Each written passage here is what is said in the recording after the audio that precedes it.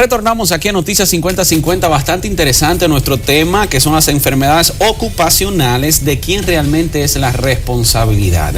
Está con nosotros el doctor Bruno Calderón, médico de trabajo, también neumólogo ocupacional, muy importante e interesante. Muchísimas gracias por estar con nosotros. Sí, bienvenido. El tema ya usted lo ha ido escuchando. Vamos ahora a sacarle punta a este lápiz y vamos a ir directamente a República Dominicana. De acuerdo. Cuéntenos, estas situaciones de las enfermedades ocupacionales, ¿cuáles son las más comunes para los dominicanos?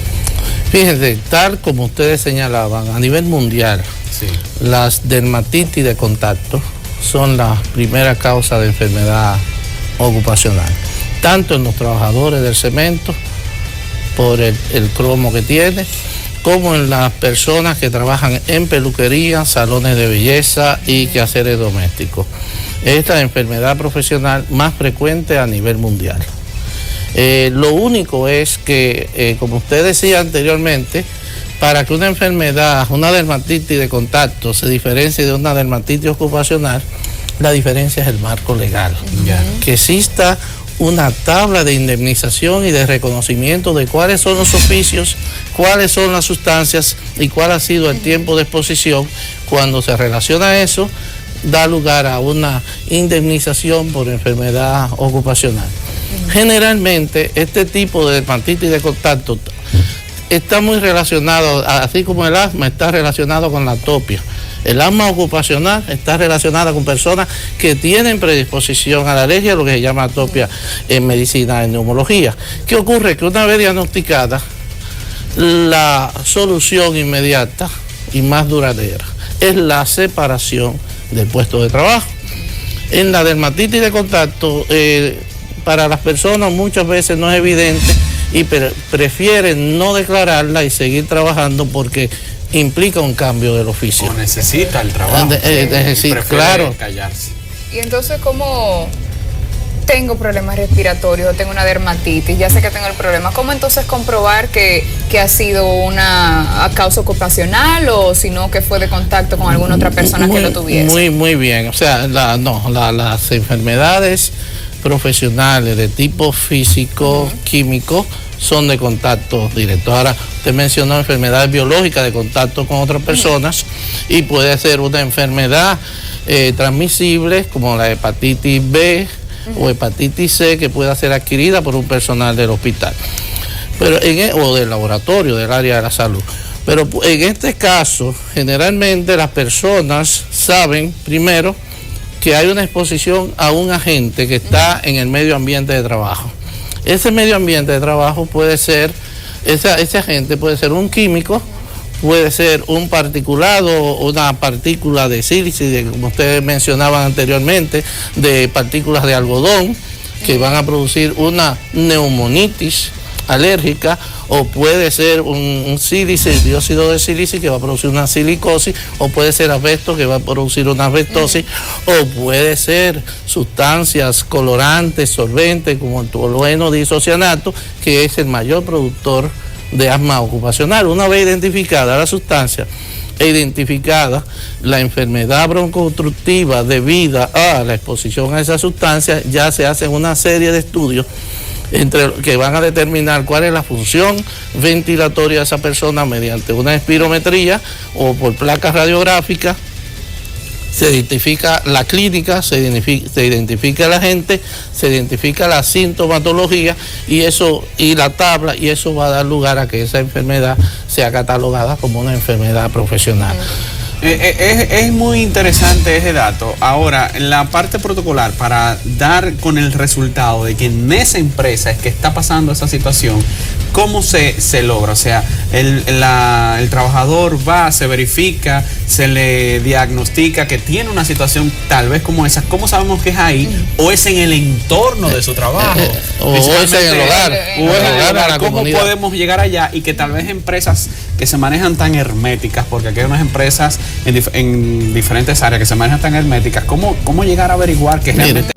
Primero que toda empresa hoy día organizada tiene un servicio de riesgo laboral, un servicio de higiene y seguridad industrial. Sí. Usted tiene que saber con qué trabaja. Primero, cuáles son los procesos, si esos procesos son controlados, si emiten mucho polvo, si emiten muchos vapores, y ya eso es parte de la ingeniería, de lo que se llama la higiene industrial, que es la prevención técnica de la enfermedad profesional. Una vez la empresa tiene todos esos controles sobre el trabajador que va a estar potencialmente expuesto a esa sustancia, hay que hacer una determinación de cuál es su capacidad, su historia. Si es una persona que es muy asmática, que ha hecho crisis, o sea, no es recomendable exponerla en ese puesto de trabajo. Aunque me podrías decir que el examen médico de preempleo no es algo que es discriminativo, pero si usted tiene una persona que va a estar expuesto, por ejemplo, en una cementera cerca de donde está el molino, que hay cantidad de polvo, usted no puede poner una persona que ya es frágil, que tiene una susceptibilidad, porque en todo esto de las enfermedades profesionales, como en toda la enfermedad común, está su susceptibilidad particular. Y en la ocupacional hay que agregar lo que se llama el tiempo de exposición más la intensidad de la energía de la exposición. Entonces esos son elementos que usted va conjugando cuando hace su protocolo, lo expone al puesto y pues, podría ir notando que su capacidad ventilatoria va disminuyendo cada 6 meses, cada vez que usted le hace una prueba espirométrica. Entonces llega el momento que el médico de trabajo tiene que comenzar a visualizar y a estudiar bien el puesto de trabajo, a ver qué no está funcionando bien en la empresa. Puede ser los controles higiénicos a nivel del ambiente, que está exponiendo una cantidad mayor de alérgenos o de particulados que están produciendo la sensibilidad. Wow. Y con esto, una vez si se diagnostica que es una enfermedad, un asma ocupacional, ya la solución es la separación del puesto de trabajo. O el trabajo, tu salud. Porque tú vas a tener una persona que va a ir aumentando su crisis, y la frecuencia de crisis de broncoespasmo, crisis asmática, va a ir aumentando y va a estar de licencia en licencia, y también se va a ir deteriorando su salud respiratoria y su salud en sentido general. Y digamos, doctor, que la enfermedad no se presentó en el momento que la persona todavía estaba laborando en el sitio. Digamos, duró unos 5 o 6 años trabajando, salí de ese lugar, pero la enfermedad se presenta después y los médicos comprueban que sí, fue por la exposición y el tiempo durado en una institución que entonces le afectaba. ¿Cómo debe la persona proceder? Muy interesante, fíjate, ustedes mencionaron muy rápidamente hace un ratito lo que es la enfermedad aguda y la enfermedad crónica. O sea, la sociedad moderna hoy día está expuesta a cientos de miles de sustancias químicas y de partículas. Entonces, todo depende de una persona. Por ejemplo, hay sustancias como el dióxido de sílice y el berilio o el asbesto, que la persona se expone, pero que su tiempo de aparición es de 15, 20 años más tarde. O sea, entonces, lo que tiene que hacer el ingeniero sanitario es controlar la exposición de esa persona a esas fibras o a esas partículas. Y para ello existen los respiradores, que pueden ser respiradores de papel o respiradores de cartucho con carbón activado. Entonces, todo eso es sumamente importante porque hay que hacer un análisis de riesgo.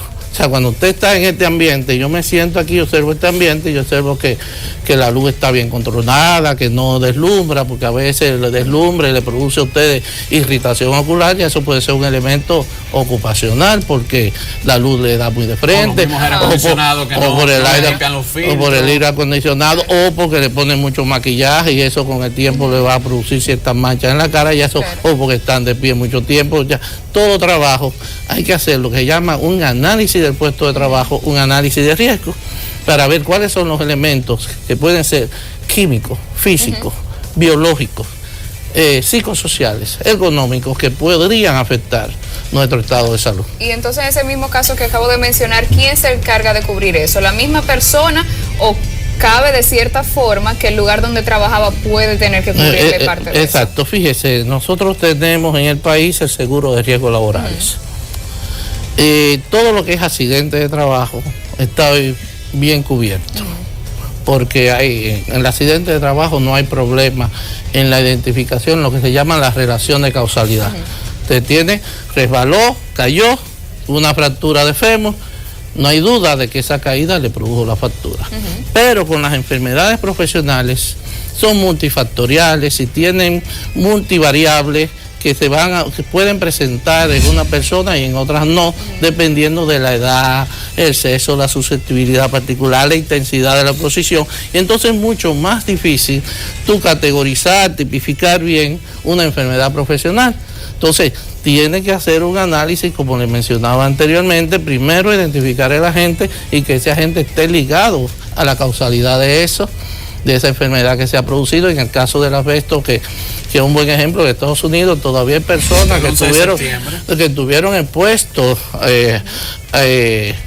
en los años 60, asbesto, en el 11 de septiembre todavía... están saliendo ahora, empezaron a salir. Pero que han habido muchas informaciones contradictorias en cuanto a la intensidad de la nube de asbesto que se produjo, si se produjo, porque no es solamente asbesto. Cuando se quema un establecimiento que tiene alfombra, que tiene todo eso, son compuestos orgánicos que van a desprender solventes, van a desprender dióxido de azufre, óxido de azufre, aluminio, todos los metales que hay en el ambiente. Entonces todo eso se conjuga y va a producir algo que todavía hoy día, con esas exposiciones así múltiples, es difícil precisar. ¿Entiendes? Entonces hoy día, hace ya cerca de un año que la Asociación Mundial de la Salud, la Organización Mundial de la Salud, definió el cáncer pulmonar ambiental ligado a diferentes agentes, porque es difícil decir, bueno, eso es cromo 6, o esto es plomo, o esto es asbesto, o esto es benceno, o sea, porque hay una mezcla de todo. Y uno de los grandes retos que tiene la toxicología y la medicina moderna, es decir, es ver todas las exposiciones que tenemos ambientales a nivel de nanopartículas, que son partículas que pueden penetrar por la nariz, pasar directamente a la sangre, y todavía no sabemos cómo las vamos a enfrentar. Y esto puede ser a nivel de particulado o a nivel de gases o vapores. O sea que, y la nanopartícula o la nanomolécula es una rama de la investigación para el futuro.